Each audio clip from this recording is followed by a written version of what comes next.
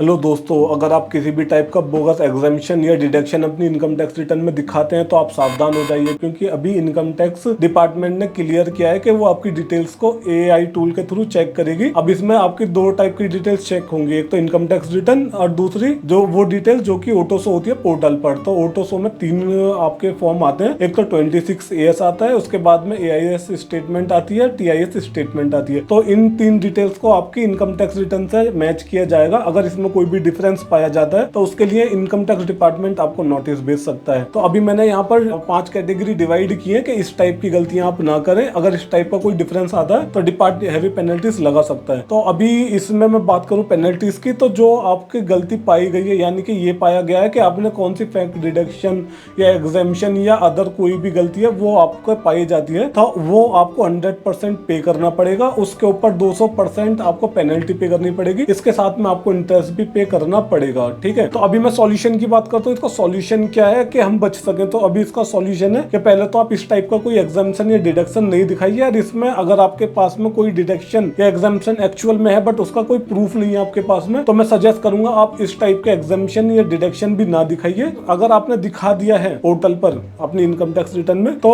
आप अपनी income tax return को अभी चेंज कर सकते हैं और वहां से अपनी इनकम टैक्स रिटर्न को सही फाइल की जो भी आपने एक्स्ट्रा एग्जाम्पशन या डिडक्शन क्लेम किया है तो आप उसको रिवर्स कर दीजिए, गवर्नमेंट को पे कर दीजिए। इससे क्या होगा कि आपको पेनल्टीज या इंटरेस्ट पे करना नहीं पड़ेगा, ओनली वो अमाउंट पे करना पड़ेगा जो एक्चुअल में आपका गलत है।